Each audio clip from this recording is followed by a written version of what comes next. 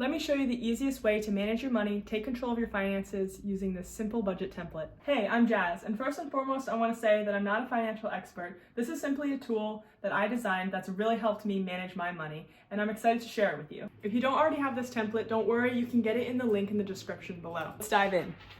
Let's get budgeting. Let's look at our net worth. First, click on this Get My Template button. Make sure you're signed into your Google account. Click this blue Make a Copy button. Now you're ready to start budgeting. January already has example numbers in it, but all of the other months are zeroed out. If you don't want to refer back to this video, you can always click the How to Use tab below to see which cells you're actually going to change. All the other numbers are going to change for you. To start, let's look at this blue category, all the money that's coming in. In this column here, this is where you're going to type in the name of the category. Income, salary, side hustle, babysitting, dog walking, anything that's bringing money in. In this column, you're going to put how much money you make from those categories. If you get paid twice a month, you could put that number in times 2. This blue number at the top is going to automatically add up the total amount of money that's coming in. Next, let's look at this purple category, the Money Out tab. This could be bills, expenses, debt payments, spending, credit cards, anything in which money is leaving.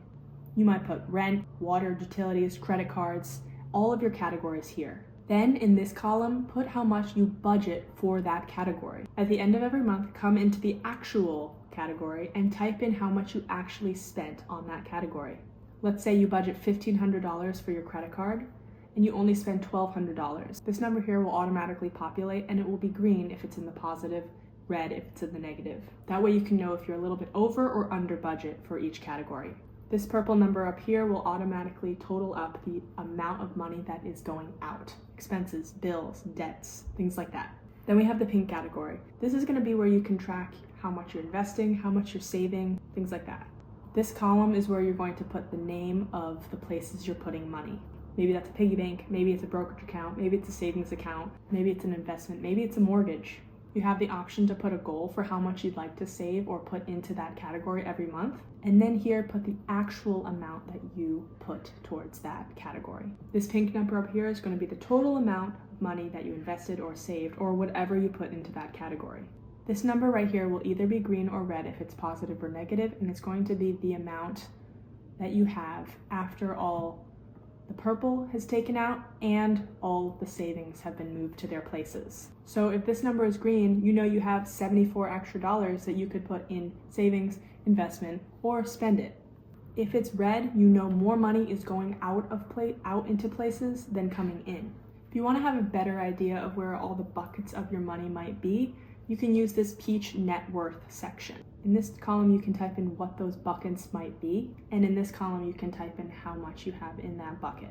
This number down here will automatically add up all of these buckets of numbers so you can get an idea of what your net worth might be. Now that you have all that filled out, what I recommend is copying and pasting all the categories and numbers that will be constant for every month. So for example, if your salary is going to be the same amount every single month, go ahead and copy and paste that number and that category for every month. You can do the same for all the categories that you just decided on, as well as the budgeted amount for those categories, if they're going to be constant.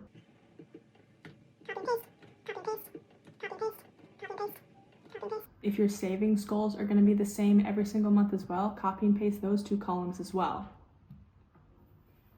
Copy. Paste.